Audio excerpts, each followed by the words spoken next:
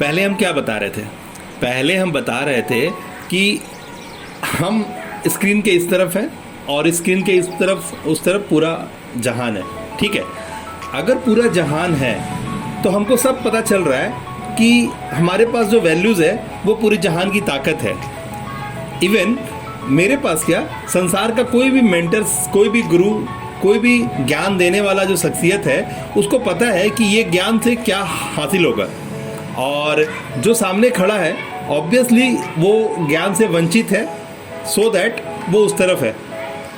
अब ज्ञान का जहाँ तक बात है, ज्ञान तो हम लोग समझ चुके हैं कि ज्ञान बेसिकली लोग जो ABCD क ख ग को ज्ञान समझता है वो ज्ञान है नहीं, वो एक एजुकेशन का प्राथमिकी है और वो आदमी को दर्ज करना ही पड़ता है, चाहे वो एक रीजनल लैंग्वेज से हो, चाहे वो इंटरनेशनल लैंग्वेज से हो, या फिर वो उसका एक कॉमन लैंग्वेज जो कंट्री लैंग्वेज होता है वहाँ से बिलोंग करता हो। ठीक है ना? तो एजुकेशन जो है वो उतना ही है कि तुम्हारा जो कम्युनिकेशन है ना वो वाया जो है तुमको वो पता होना चाहिए, वो लोकल लैंग्वेज हो या स्टेट लैंग्वेज हो या इंटरनेशनल लैंग्वेज हो, व्हाटएवर लैंग्वेज जो तुमको कम्युनिकेट करने में सहायक हासिल है, उतना ही एजुकेशन है, जो मेरा नज़र बोलता है, मेरा तजुर्बा बोलता है। इसके बाद का जो पायदान है वो क्या है? नॉलेज का। नॉलेज का पायदान है। नॉलेज एक सागर है। इवन 2 बूंद पानी के बराबर भी एजुकेशन नहीं है। अगर सागर में बोला जाए तो नॉलेज एक सागर है, और एजुकेशन की बात किया जाए तो 2 बूंद पानी के बराबर भी नहीं है वो, 2 बूंद सागर का अंश भी नहीं है वो। अभी बात आ गया नॉलेज पे। अब नॉलेज है, हर चीज़ के अंदर में बहुत डेप्थ है, यानी जो जितना अपने आप को मांझ सकता है वो मांझ कभी भी कम नहीं पड़ेगा, मतलब वो मांझता रह सकता है जीवन भर तक, और जीवन भर तक उसको हर बार कुछ नया और कुछ खास मिलता जाएगा किसी एक चीज़ में, किसी भी एक चीज़ में।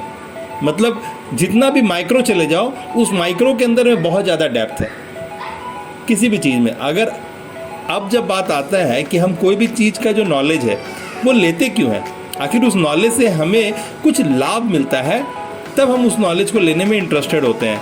अगर हम एक महिला हैं और हमको नॉलेज मिल रहा है रोटी का, हमको नॉलेज मिल रहा है कपड़े का, हमको नॉलेज मिल रहा है घर संवारने, तो हमको क्योंकि बचपन से ये बात का ड्राइव मिला है, क्योंकि हम महिला हैं और हमारा दायरा सबसे पहले जो हमको सिखाया गया है वो है कि हमको घर संभालना है, हमको परिवार संभालना है। वैसी स्थिति में उसको बेसिक नॉलेज वो दिया गया है, और जो इसमें पारंगत हो जाता है ना, वो एक पायदान पे खड़ा हो जाता है। अब ये सेम चीज़ है जो अगर मेल पर्सनालिटी पे आ जाओ, तो मेल पर्सनालिटी को जो सबसे पहला ड्राइव मिलता है उसको ये पता रहता है कि मेरे जिम्मा में घर नहीं आने वाला है, मेरे जिम्मा में बाहर आने वाला है, मुझे रोज़गार करना है, मुझे व्यापार करना है, मुझे किसी तरह का कर्मचारी या फिर ऐसा कुछ करना है जिससे वेतन या पैसा या लाभ हासिल हो, जो पैसे में हो तौला जाए, जिसको एक मतलब जो मुद्रा है विनिमय, उस स्थिति में हमारा अवस्था हो, और वो जितना जल्दी कर पाता है लोग उसको उतना प्राउड फील करते हैं। और बिटिया भी जो घर की होती है, अगर उसने अच्छा रोटी बनाना शुरू कर दिया या फिर अच्छा तरह से करा, तो उसको एक अपना स्थान मिलता है, उसकी बातों की वाहवाही होने लगती है, लोग जानने लगते हैं कि ये बिटिया अच्छा मेहंदी लगाती है, ये बिटिया अच्छा सिलाई करती है, ये बिटिया अच्छा घर का खाना पकाती है, इसके हाथ का खाना का तो जवाब नहीं, ये बहुत अच्छा घर संवार के रखती है। तो एक फेमिनन टच है और एक मेल पर्सनालिटी का जो अपना एक मतलब होता है ना कि माचो टच है। तो अब क्या है, अभी की जो अवस्था है, अगर total whole and soul country की बात किया जाए, तो यहाँ पर जो देखिए नेगेटिव बोलने का बहुत कुछ है कि लोग समझते नहीं हैं, लोगों को हर चीज़ इजी अवेलेबल है, तो जो मिलता है तो लोग करते हैं, नहीं तो कुछ करते ही नहीं है, लोगों का आदत लग गया है खा के सोने का या फिर टाइम पास करने का। तो नेगेटिव बोलने के लिए 1 लाख बात है, नेगेटिव बोला जा सकता है, लेकिन नेगेटिव बोलने से क्या होगा?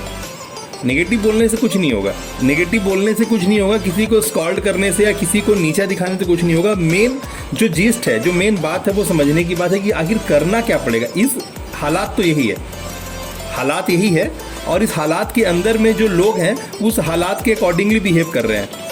बहुत सारे क्रीड, कल्चर, कम्युनिटी के अंदर में बातें हैं जो अपना बिलीफ सिस्टम ट्रांसफ़र की है अपने जूनियर्स को, अपने न्यू जनरेशन को, न्यू पीढ़ी को, और कहीं ना कहीं पार्ट एंड पार्शियल जो भ्रम है, जो दिग्भ्रमता है, जो एक रूढ़िवाद या ट्रेडिशनल है, वो लोगों के साथ है ही।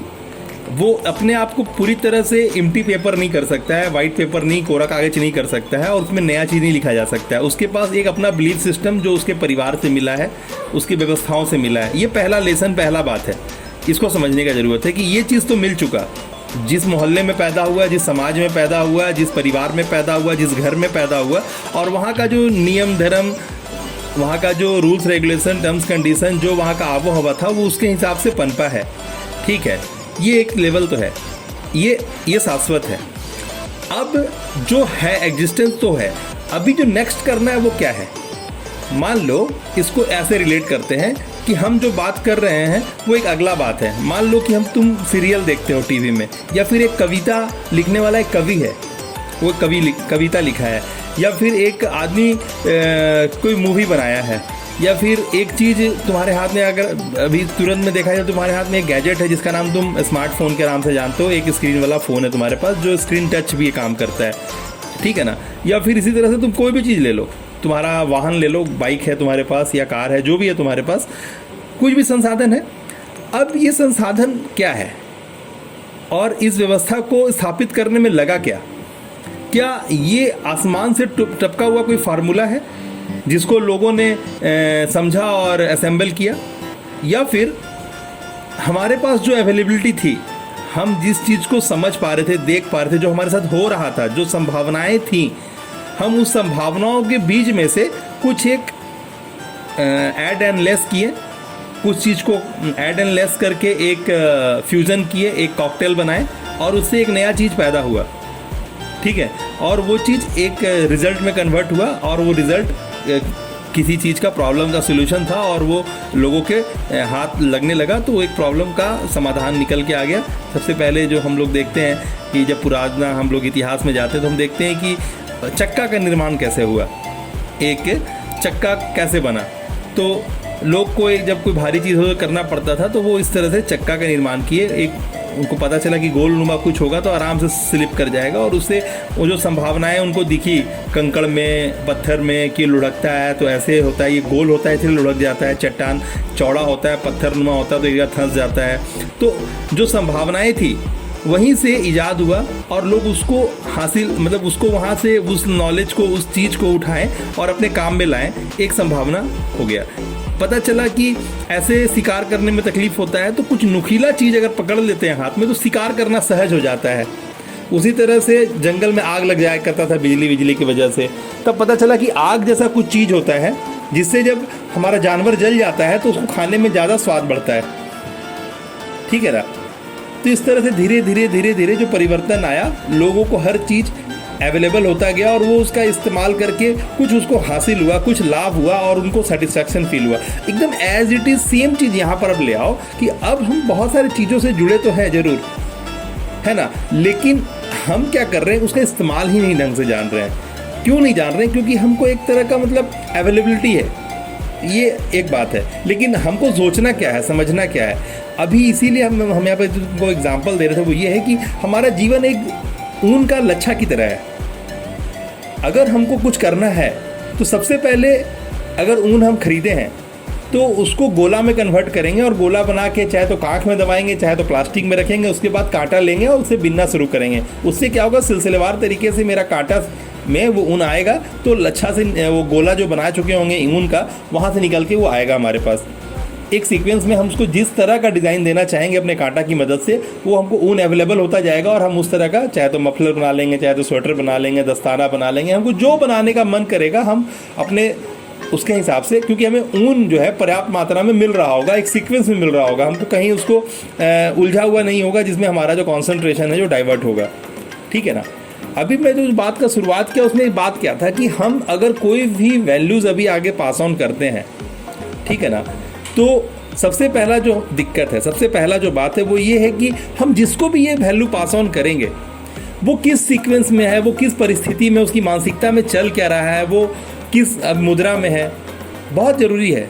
बहुत अच्छा बात है कि ये वैल्यू है और ये वैल्यू सबके काम का है, बट पैसा सबके काम का है, बट पैसा एक ऐसा चीज़ है जिसके ऊपर में लोग मोहित हो सकता है, सोना एक ऐसा चीज़ है, हीरा एक ऐसा चीज़ है जिसके ऊपर लोग मोहित हो सकता है, लेकिन ये चीज़ भी कुछ लोग ही इसके ऊपर मोहित होगा, सब नहीं होगा।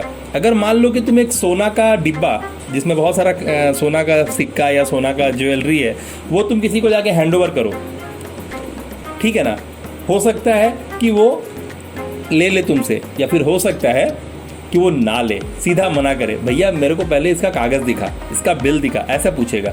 अगर है तब मैं तो उसको पकड़ लूँगा, कोई भी रीज़न है तो कोई भी रिश्ते में मैटर नहीं करता। लेकिन अगर ऐसा कुछ भी नहीं है तुम्हारे पास तो भैया हम तो ये सामान नहीं रखेंगे, मुझे रिस्क नहीं लेना है, मुझे पंगा नहीं लेना है। सीधा एक कॉमन सेंस के हिसाब से जो उस मेंटेलिटी का इंसान होगा वो उसको डिनाई कर जाएगा कि नहीं मुझे नहीं चाहिए, मुझे ऐसा फ्री में कोई खजाना नहीं चाहिए। May be may not be, मेरे को नहीं पता इसके पीछे का स्टोरी क्या है, और तू जो बता रहा उसका स्टोरी कृत्रिम है, बनावटी है या वो रियल है। मैं इस तरह के झोल में नहीं, भैया तेरा सोना तेरे हाथ में, तू अच्छा तू खुश रह भैया, हमको नहीं मतलब। अभी सेम चीज़ यहाँ पर आ गया कि हम जब कोई वैल्यू आगे प्रमोट करेंगे, कोई भी बात देंगे, ठीक है, हमको पता है ये बहुत वैल्यूएबल है, सब कुछ है, लेकिन अभी जो एग्जांपल दिए सेम चीज़ कि हर आदमी अपने अपने माइंडसेट में है, वो अलग अलग बातों के साथ ऑलरेडी इंगेज है, वो जितना कर पा रहा है वो उसकी क्वालिटी है। और उसको अभी जो थोड़ा देर पहले बात कर रहे थे, क्या बात कर रहे थे कि जो अभी हमें अवेलेबल हुआ है, ठीक है, वो तो एक बात है। अब जब समझना है कि अभी जो परिवर्तन है, जो परिवर्तन और जो इस परिवर्तन के साथ जुड़ पा रहा है, मान लो कि अचानक से ये कोविड आ गया, कोविड का ये दूसरा साल जा रहा है, एक साल हम लोग पूरा अच्छे से कंप्लीट कर लिए, अभी और 6 महीना पार हो गया। जनवरी से लगभग फ्लो हम लोग को मार्च या फरवरी के बाद मिला था, और वो मार्च फरवरी हम लोग पार कर गए हैं, अभी मई में ख़त्म होकर जून में आ गए हैं, ठीक है ना। तो एक फ्लो चल रहा था, ठीक है ना, एक वेव था जनवरी से ही, बट भारत में जो पकड़ में आया तो फरवरी मार्च का मौका आ गया था, और वो एक साल का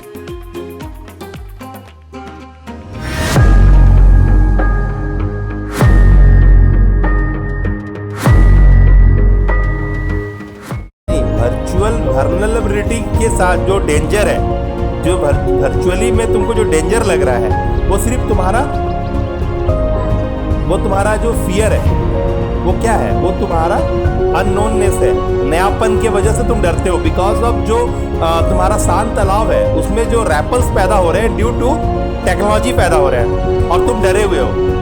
यू आर मतलब मोर देन दैट थिंग, मतलब तुमको जितना समझना चाहिए उससे ज़्यादा तुम वो नहीं करके तुम वो कर रहे हो जो डरने का काम कर रहे हो। मतलब होता क्या है कि तुम दुनिया देखे जा रहे हो और तुम अपने तरफ ध्यान ही नहीं दे रहे हो। ये एक झोल हो जा रहा है।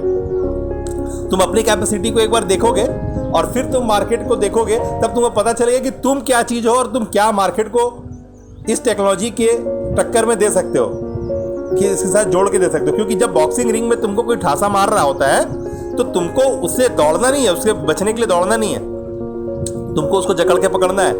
अभी अगर टेक्नोलॉजी जो तुमको वल्नरेबल है, जो तुमको डरा रहा है, क्योंकि शाम में कुछ टेक्नोलॉजी था, सवेरे आते तक तुम्हारे को सोसाइटी एक कंपटीशन दे रहा है, सोसाइटी तुमको एक ये झोल दे रहा है कि यार तुमको कंपटीशन आ जा रहा है कि पड़ोस के घर में एक मर्सिडीज आ गया, तेरे घर में कब आएगा, है ना। पड़ोस के घर में वो आ गया, फलना ए कर लिया, बी कर लिया, सी कर लिया, तुम कब करेगा। तुम्हारे अंदर आ रहा है वो लेटेस्ट वर्जन का मोबाइल खरीद लिया, तुम्हारे पास कब आएगा। हर आदमी कुछ प्रतिस्पर्धा में लगा हुआ है, बाकी सब चीज को छोड़ करके वो काम करने में लग गया है जिसको शो अप बोलते हैं, जिसका कोई बेस नहीं है। तुम उसके लिए लोन्स ले रहे हो, उसके लिए XYZ दुनिया सारा चीज कर, किस्तों पे वो सारे माथापची ले आ रहे हो जो तुमको सिर्फ माथापची कर रहा है।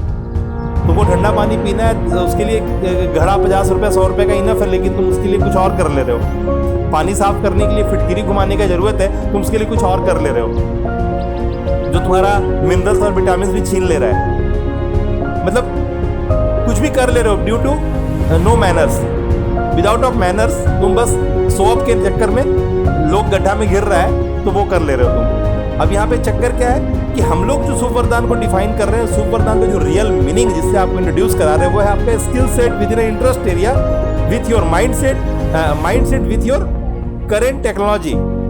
Get it. ये बात को हम स्थापित करते हैं आपको रियली कि आपका माइंड सेट जो है ना किस तरह से काम करेगा। अब इसको हम समझते हैं 3 पार्ट में। 3 पार्ट में क्या समझते हैं कि सबसे पहले कोई भी आइडिया आप कैरी कर रहे हो, आप किसी भी चीज़ में आज तो हो ना, अगर आप किसी चीज़ में आप आज हो तो ऑब्वियसली आपकी एक पहचान है, तो वो किसी ना किसी समुदाय को डील कर रही होगी। मे बी आप बार्बर हो सकते हो, मे बी आप ब्यूटिशियन हो सकते हो, मे बी आप बेकरी वाले हो सकते हो, मे बी आप एक इंडस्ट्रियलिस्ट हो सकते हो, मे बी आप एक शॉपकीपर हो सकते हो, मे बी आप एक चार्टेड अकाउंटेंट या लॉयर या फिर डॉक्टर या फिजिशियन या थेरेपिस्ट, है ना, योगा टीचर, और आप किसी भी तरह के म्यूजिशियन हो सकते हो, टेक्नीशियन हो सकते हो, फोटोग्राफर हो सकते हो, आप किसी तरह के सब्जेक्ट से जुड़े हो सकते हो। और आपकी ये जो बात है ना, आप टीचिंग कर सकते हो, आप किसी पर्टिकुलर सब्जेक्ट मैटर में एक्सपर्ट हो सकते हो, है ना, आप मिल्कमैन हो सकते हो, ठीक है ना, आप किसी भी तरह की चीज़ से जुड़े हो सकते हो, आप कोई तरह के टेक्नीशियन हो सकते हो, कुछ भी होगा आपका, अगर आप किसी भी तरह के है वो सेक्टर में। तो क्या है, आपके पीठ के पीछे जो आपके बारे में जानकारियां हैं अवेलेबल, जो 4 लोग आपके बारे में जानते हैं, बोल सकते हैं, वही आपकी ब्रांडिज्म है, वही आपकी पहचान है, ठीक है, और वही आपके 2 पैसे आने की जरिया है ना। अब जो हमारे पास बात है वो क्या है कि अगर अपने जीवन में आप अपने काम को स्केल करना चाहते हैं, क्योंकि ग्रो सब कोई कर रहा है, ग्रो सब कोई कर रहा है, क्योंकि इतना आशीर्वाद तो सभी के ऊपर है, क्योंकि 7 to 8% जो मैंने बताया ये बाय डिफॉल्ट आशीर्वाद सभी के ऊपर होता है। अगर आपको लगता है कि आप किसी के भाग विधाता हो, अगर आप ये करोगे तब ये होगा, आपकी वाइफ है जो आप पे डिपेंडेंट है, आपके बच्चे आप पे डिपेंडेंट है, ये सबसे पहले आपकी मानसिकता जो है ना आपको संकीर्ण कर रही है, एज वेल एज आपके वाइफ और बच्चों को भी एक दे दे रही है, क्या, एक लकीर, एक बैरियर कर दे रही है उनके भी लाइफ में, ठीक है ना। और ये सबसे बड़ा ट्रबल है जो आपको रोकता है। नहीं तो नेचर इतना सक्षम है कि आपको पोषित सफिशिएंट कर सकता है, आपको उतना लेबर करना है जिसका बिहाफ में आपको मिलेगा, ड्यू टू सोसाइटी से ड्रिवन हो। दैट्स वाई आपके अंदर बहुत सारी बातें घर कर गई हैं और आप लगभग अब जो नेचुरल चीज़ है, जो बेस इंफॉर्मेशन है, उसको छोड़ करके आप उन सब चीज़ों पे ध्यान देने लगे हो जो सोसाइटी ड्रिवन है। अब इसको आप ऐसे समझो कि आपने ये story I think social media पे बहुत सर्कुलेट है, आपने पहले भी सुना होगा, क्या कि बंदर 10 बंदरों को एक कमरे में रखा गया और एक ऊंचे जगह पे एक सीढ़ी के सहारे कुछ केले टांग दिए गए, ठीक है ना। क्या समझ में आया? अब भी क्या हुआ कि जब बंदर ऊपर जाए केला लेने तो उसके ऊपर ठंडा पानी, बर्फ का पानी गिरा दिया जाए, तो जो भी बंदर ऊपर जाए उसके ऊपर ठंडा पानी बर्फ का गिराया जाए। इससे क्या हो कि बाकी के जो बंदर होते थे वो डिस्टर्ब होते थे। अब जब भी वो कोई दूसरा बंदर चढ़े उसके ऊपर तो वो उसके ऊपर ठंडा पानी जब जाता देखे तो बाकी लोग डिस्टर्ब होते थे। अब क्या हुआ कि बंदर के अंदर आदत आ गया कि जो भी बंदर सीढ़ी तक पहुंचे उसको बाकी के 9 बंदर पकड़ के मारना शुरू करें। जब 9 बंदर मारना शुरू किए तो क्या हो गया कि ऐसे करके जब भी कोई जाए तो 9 बंदर, ऐसा करके 10 दिन बीत गया, सभी बंदरों का आदत हो गया, केला तक जो भी जाना चाहे उसको पिटाई हो जाए। एक बंदर को निकाल लिया गया और दूसरा बंदर को उसके यहाँ शिफ्ट कर दिया गया। अब वो दूसरा बंदर क्योंकि अनजान था और वो फिर वो सेम काम करने लगा, फिर उसको मार पड़े 9 बंदरों से, वो फिर वो जाए ना। इस तरह से दूसरा दिन फिर एक 4-6 दिन के गैप में फिर एक बंदर को निकाल लिया गया, है ना। जो पुराना बंदर था उसके यहाँ नया बंदर शिफ्ट कर दिया गया। नया बंदर फिर से जानकार नहीं था और वो सीढ़ी की तरफ बढ़े क्योंकि ऊपर में जाने से उसे केला मिलेगा, ठीक है ना। और जैसे वो जाए उसके ऊपर बर्फ का पानी गिरे। ऐसे करते करते सारे बंदरों को शिफ्ट कर दिया गया और नए बंदर सारे इंट्रोड्यूस हो गए। अब पानी गिरना बंद हो चुका था, लेकिन उसके बावजूद बंदरों ने मारने वाला सिलसिला अपने हैबिट के हिसाब से जारी रखा था। और क्या हुआ कि जब भी बंदर कोई ऊपर जाए तो उसकी पिटाई हो जाए। ये नियम बन गया था उस घर के अंदर का कि जब बंदर कोई ऊपर चढ़े तो बाकी के 9 बंदर उसकी पिटाई कर दें, ठीक है। और इस तरह से क्या हुआ कि एक उस घर के अंदर का, उस सोसाइटी के, उस वातावरण का बन गया। अब उसका रीजन खत्म हो गया क्योंकि पानी अब बर्फ वाला गिरता नहीं था, बट क्योंकि सारे बंदर एक्सचेंज हो गए थे। जहां से स्टोरी शुरू हुई थी वो स्टोरी बताने वाला या समझने वाला, समझाने वाला कोई बचा ही नहीं था। बस अब एक कल्चर फॉलो हो रहा था वहां पे। बात समझ में आ रही है ना? तो लगभग कुछ इस तरह का ही हाल हम सभी का हो रखा है और हमने वो सारी गलतियां जरूर की अपने जीवन में जो अब बड़ा कॉमन हो गया है कि हमने दूसरों को देख करके काफी कुछ कर रखा है अपनी लाइफ में। इवन हमें कौन सा मैट्रिकुलेशन करने के बाद सब्जेक्ट डिसाइड करना है वो भी हम लोग अपने दोस्तों से शेयर करते हैं। और कितने बार तो ऐसा भी करते हैं कि जो हमारा दोस्त कर रहा होता है, हमारी सहेली कर रही होती है, हमारा फ्रेंड कर रहा होता है, हम वही सेम चीज़ करना पसंद करते हैं। क्योंकि जब तू कर ली आर्ट्स तो मैं भी आर्ट्स कर लेती हूँ। अरे तू साइंस कर लेगी क्या? मैं कर पाऊंगी। अच्छा ठीक है, तू साइंस ले, चल मैं भी साइंस ले लेती हूँ। तो ये वाला कहानी जो है ना हर वक्त रहा है ना। नॉट ओनली इन सब्जेक्ट, है ना। आपको बाहर पढ़ने जाना है, फ्रेंड अगर बाहर पढ़ने गया तो आप भी जा रहे हो, ठीक है ना। अगर वो हॉस्टल कैरी करता आप भी, मतलब ये अगर उसने बाइक खरीदा तो आप भी बाइक, उसने लैपटॉप खरीदा तो आप भी लैपटॉप, मतलब ये कहानी हर वक्त रहा। चाहे तो आप बच्चे में ना समझते तब और बड़े हो गए तो भी कहानी में बदलाव नहीं आया, वैसे ही था, वैसे ही था। अब आपका कहानी और ज़्यादा प्रखर था और ज़्यादा बलवान था। आप लोन लेना शुरू कर दिए अपने मार्केट से, मतलब वो सारी बकवास जो नहीं होनी चाहिए थी, जो मेटेरियलिस्टिक जो बातें थी वो नहीं होनी चाहिए थी, उसके जगह कुछ और होना चाहिए था, लेकिन वो कहीं और हो गया और आपने वो काम करा। अब आपको समझना होगा कि इस तरह की जो व्यवस्थाएं हैं जिससे आपको लगता है कि खुशी मिलेगी, और आप एक बड़ा टीवी लाते हो, आप एक बड़ी कार लाते हो, आप सब कुछ लाते हो जिसको खुशी मिलेगी, बेसिकली खुशी उससे मिलती है नहीं, खुशी कहीं और से मिलती है। देयर इज अ मेन जो रीज़न है खुशी का, वो है आपका रिलेशन। आप अपनों को देख के हंसते गाते रोते हो, और ये रिलेशनशिप जो है ना, ये दो तरीके का होता है, inner circle and outer circle. ये हमारे थीम में नहीं है, तो हम लोग अपने पैनल के अंदर इसको डिस्कस करते हैं। जब आप हमारे इनर सर्कल में आ जाते हो तब की ये बातें हैं, हम लोग इसको वहाँ डिस्कस करते हैं। बट एक बात आपको समझ में आ गया कि मैं आपको क्या बताने वाला हूँ। अब जो आपको शुभ वरदान के बातें हो रही है, आप किसी भी तरह के सब्जेक्ट मैटर में हो, शुभ वरदान आपको वहाँ खड़ा करने की बातें करता है। Due to artistic science, there is a science, not a science for making money. आप पैसा भी उसी वक्त कमा सकते हो ना जब आपको अंडरस्टैंडिंग होगा ह्यूमंस का, क्योंकि आपका टारगेट मार्केट कौन है, आपने किसको सर्व कर रहा है। आप ट्रक का स्पेयर पार्ट्स बेचने में बिलीव करते हो, आप टेक्नोलॉजी सेल करने में बिलीव करते हो, आप कुछ क्रिएट करने में डील करते हो, आप मैन्युफैक्चरर हो, आप FMCGs के साथ जुड़ना चाहते हो, आप फास्ट मूवेबल कंज्यूमेबल गुड्स के साथ आप कोई रेस्टोरेंट बार इस तरह की चीज़ों पे आपका बिलीव है ना। या फिर आप किसी लॉन्ग टर्म चीज़ पे ध्यान देते हो, आप एसेट्स वाले हो, आप रियल एस्टेट पे बिलीव करते हो, या फिर आपने आर्ट एंड क्राफ्ट पे दिमाग लगा रखा है, आप कुछ इंटीरियर करना चाहते हो, या फिर कुछ आपने मतलब योगा जानते हो, इस तरह की चीज़। अब कुछ भी आपकी नीच हो सकती है जिस पे आप वर्क कर सकते हो, और उसका एक टारगेट ऑडियंस हो सकता है, टारगेट मार्केट हो सकता है। लेकिन इन सब चीज़ों को आप कब करते हो, जब आपको किसी भी तरह का सपोर्ट सिस्टम अवेलेबल होता है। जब आपको किसी भी तरह का सपोर्ट सिस्टम अवेलेबल होता है तब आप उसके ऊपर में काम करना शुरू करते हो। अब मैं जो आपसे कॉन्सेप्ट शेयर करूंगा, उसके बाद आपको कुछ सीक्रेट शेयर करूंगा, और इन दोनों के साथ में आपको लास्ट में एक जर्नी भी बताऊंगा कि इस दौरान होगा क्या। तो मैं चाहूंगा कि जर्नी के अंदर का जो सबसे आखिरी बात है वो सबसे पहले मैं आपको बताऊं कि ये जर्नी में आते कौन है। ये जर्नी में 3 तरह के जो है ना, वो आप अभी अपने आप को नोटिस कर लो कि इन तीनों में आप हो कौन।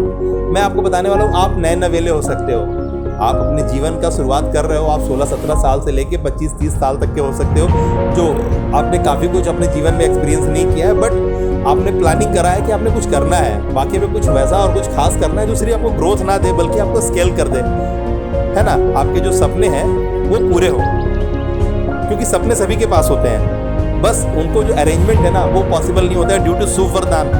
क्योंकि शुभ वरदान सिर्फ 7 से 10% आपके पास होता है, और बाकी जो होता है ना वो आर्टिस्टिक साइंस होता है कि how to present yourself in front of, है ना, how much you understand the human and our nature behaviour. ये सब पे डिपेंड करता है आपकी बिलीफ सिस्टम को किस तरह से डेवलप करना है, आपके थॉट प्रोसेस में क्या होना चाहिए। तो इन तरह की बातें अवेलेबल हैं। तो इस तरह की बातों को आप कितना समझते हो, ये बात है ना। तो इस तरह के गाइडेंस कहाँ से अवेलेबल हैं? क्या सिर्फ गाइडेंस या इन्फॉर्मेशन से आपका काम बनता है? क्योंकि बुक्स तो हर वक्त है बाजार में, फिर इंस्टीट्यूशन पे रिक्वायरमेंट क्या है? जब बुक की बात करो, इन्फॉर्मेशन की बात करो, तो इन्फॉर्मेशन तो ऑलवेज न्यूज़पेपर में था। अगर आप बोलो कि एजुकेशनल की बात करो, तो बुक्स तो कौन से बुक्स मार्केट में नहीं मिलते हैं? कौन से बुक्स मार्केट में नहीं मिलते हैं? चलो बुक्स तो आउटडेटेड हो गया। अब आप गूगल से आप क्या सवाल नहीं पूछ सकते हो। लेकिन इससे होगा क्या? इससे होगा क्या? इससे होता वो नहीं है। आपको जानकारियों की जहाँ तक दायरे हैं वो तो आप कहीं ना कहीं अवेलेबल है, बट इन सब के बावजूद आपका क्या स्टेटस है? वही एक साधारण जो सबसे कम से कम तबके का इंसान जो है, जो सबसे बड़ी आबादी का आज इंसान है, वो क्या है? वो एक लेबर काइंड ऑफ पर्सनालिटी को बिलोंग करता है। इवन वो जो पर्सनालिटी वो क्या कर रहा है? अगर शहर के अंदर की पर्सनालिटी की बात करें तो शहर के अंदर में आपको पक्का 40% से ज़्यादा की आबादी वैसे मिलेगी जिसकी आमदनी 800 से 1000 रुपये से ज़्यादा नहीं है पर डे। यानी वो महीने का कहीं जॉब करके 20,000 25,000 से ज़्यादा नहीं कमा रहा है बंदा। महीने का वो 20-25 हज़ार से ज़्यादा नहीं कमा रहा है, या फिर वो फल बेच रहा है, या फिर और भी किसी तरह की चीज़ को बेच रहा है, या फिर और कोई भी तरह का बिजनेस कर रहा है, तो उसकी औसत आमदनी जाकर के जो मैक्सिमम जो शहर के अंदर की आमदनी आबादी है उसका 40 से ज़्यादा % का आबादी इतने ही पैसे कमा रहा है। वो जो भी अपना क्रियाकलाप कर रहा है वो 25 के आसपास ही, 25 से 30 हज़ार के आसपास उसका ब्रेक लग जा रहा है पूरे महीने में, चाहे वो कोई भी तरह का काम कर रहा है। मतलब जब भी वो समय बेचने आगे निकला है तो इसी तरह का डील हो रहा है, और इतना में उसको अपना हर चीज़ लेके चलना पड़ रहा है। ओके, अगर एग्री करते हो तो ऐसा करो आप, ठीक है ना। एक बात क्लियर हो गया। अब दूसरा बात की क्या बात आई कि ये तो एक बहुत बड़ा जंक है शहर के अंदर, क्योंकि शहर के अंदर में लोग, शहर में रहना लोग ज़्यादा पसंद करते हैं, क्योंकि वहाँ रौनक है, बहुत सारी बातें हैं। गांव में हैं लेकिन शहर में अपना प्रेजेंस बना के रखे हैं, ठीक है ना। गांव की बात नहीं करेंगे, सब कुछ वहाँ पर भी कि जो रास्ता शहर से गांव की ओर जाता है वही रास्ता गांव से शहर की ओर भी आता है। बट ये हम आपको उतना डेप्थ में नहीं जाएंगे, ये बहुत बड़ा डिबेट हो जाएगा। बट आपको समझना होगा कि हम जो आपसे ब्रांडिज्म की बात करते हैं, ब्रांडिंग की बात करते हैं, उसके अंदर बहुत सारे फ्लोज हैं, उसके अंदर बहुत सारे स्टेप्स हैं। लेकिन ड्यू टू हमारा कोर पिलर, हमारा कोर मैसेज शुभ वरदान है, तो मैंने आपको पहले बता देना है शुभ वरदान, जो मैंने कुछ एक अंश तो बता दिया है, और उसके कुछ एक पार्ट है, जैसे कि हम उसको डिफाइन करते हैं कि शुभ वरदान अगर आपको चाहिए तो आपकी मानसिकता कैसी होनी चाहिए। वो हमारा माइंडसेट का पार्ट है। हम चाहते हैं कि वो भी जो है ना, हम आपको अपने अंदर पैनल में आपके साथ शेयर करें, तो हम उसको भी हम यहाँ पे सस्पेंस में रखते हैं, ठीक है ना। कि इसके कुछ स्टेप्स हैं जिसको हम आपसे, है ना, शॉर्टकट में आप समझ जाइए, TWCH ये एक फार्मूला है। जैसे आपने आपके साथ, ठीक है ना, जो इसमें ये एक जो थंब प्रिंसिपल है, उसी तरह से एक थंब प्रिंसिपल तो मैंने आपसे SIMT शेयर कर लिया, बट इसको मैं सस्पेंस रखता हूँ जो हमारे इंटरनल पैनल पे मैं आपको दूंगा। ओके, हो गया। अब आ गया बात कि हम आपसे प्रोसेस की बात करेंगे, है ना, कॉन्सेप्ट की बात करेंगे, एज वेल एज सीक्रेट की बात करेंगे। अब इससे पहले जो हमारा जो जर्नी का आखिरी पायदान है, हम उसको पहले डील करना चाहते हैं आपसे। तो देखिए, आप 3 तरह के पर्सनालिटी हो सकते हैं, जिसमें सबसे पहला आप न्यू हो सकते हैं, है ना, या फिर आप प्रो हो सकते हैं। प्रो इन द सेंस कि आप किसी ना किसी सब्जेक्ट मैटर से जरूर जुड़े हैं और उसमें आप कुछ कदम चल चुके हैं, आपकी जर्नी है, लेकिन बस ग्रोइंग जर्नी है। आप स्केल करने की, आपको कोई विजन, आपका कोई क्लैरिटी नहीं आ रहा है कि कैसे आप स्केल कर जाओ। आप भी वही पुराने पैटर्न पे, ट्रेडिशनल पैटर्न पे वर्क कर पा रहे हो। ड्यू टू ट्रेडिशनल चीज़ें आपके नज़र के सामने ज़्यादा घूम रही हैं, तो आप हमेशा ट्रेडिशनल चीज़ ही से इंस्पायर हो रहे हो। ट्रेडिशनल चीज़ को ही करने के लिए आदत बन गया है, तो लोग अपने आदत से ज़्यादा परेशान है। लोग किसी से परेशान हो चाहे नहीं, वो खुद से जरूर परेशान है। तो उसकी आपकी भावभंगिमा वैसी हो रखी है कि आपने क्या कर रखा है, आपने वो सारी चीज़ों को अट्रैक्ट कर रखा है जो ईजी अवेलेबल है, क्योंकि आपको ईजी अवेलेबिलिटी की आदत लग चुकी है। दैट्स वाई आपका जो है ना, स्केल करने के लिए सिर्फ आप ग्रो कर रहे हो, ठीक है ना। 40 साल से जो व्यापार हो रहा है, एक व्यापारी, रेस्टोरेंट वाला, मे बी होटल ढाबे वाला, है ना, या फिर वो कपड़े वाला, वो 40 साल में 40 करोड़ की प्रॉपर्टी नहीं बनाया। बट आप देखते हो कि एक बंदा 4 साल, 5 साल, 6 साल में चाहे सूटा बार कर लेता है, तो वाव मोमोज कर लेता है, तो पेटीएम कर लेता है, तो रोजर पे कर लेता है, तो लिंक, मतलब बहुत कुछ हो रहा है, फ्लिपकार्ट कर लेता है, और वो 4-5 साल, 7 साल के अंदर में वो 500 करोड़, 1000 करोड़ की कंपनी बन जाती है। Get it? तो ये पॉसिबिलिटीज आप देख रहे हो कि जो नए लोग आ रहे हैं, वो कुछ ऐसी लर्निंग के साथ आ रहे हैं, या फिर कुछ ऐसी लर्निंग को फॉलो कर रहे हैं जिससे वो स्केल कर जा रहे हैं कटाक से, ठीक है ना। लेकिन ऐसा क्यों है? क्योंकि उन्होंने टेक्नोलॉजी के साथ अपनी क्रिएटिविटी को, अपने डिफरेंस को क्रिएट किया, अपने ब्रांडिज्म को प्रूव करा है ना। तो ब्रांड क्या है?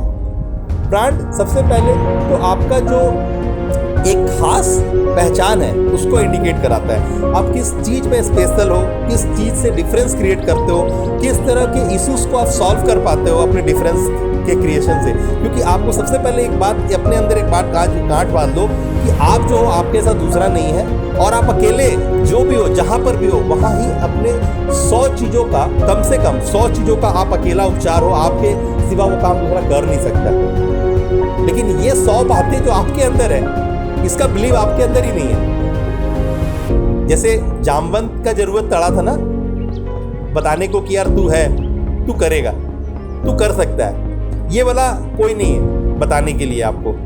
इसलिए आपको अपने बारे में भी दुविधा है। गार्जियन भी बोले तू डॉक्टर बन, इंजीनियर बन, तू ये बन, बी बन, सी बन, डी बन, लेकिन कभी नहीं बोले कि तू कामयाब बन, अमीर बन।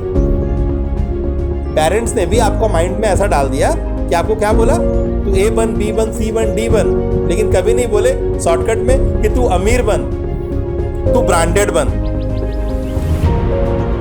तू कामयाब बन। कोई इंजीनियर बनाने भेजते हैं, साइंसिस बनाने भेजते हैं, वो सब्जेक्ट मैटर अपने से थोपते हैं आपके ऊपर, तो नीच फाइंडिंग हुआ नहीं ना। आप कभी वो किए ही नहीं what you love to do.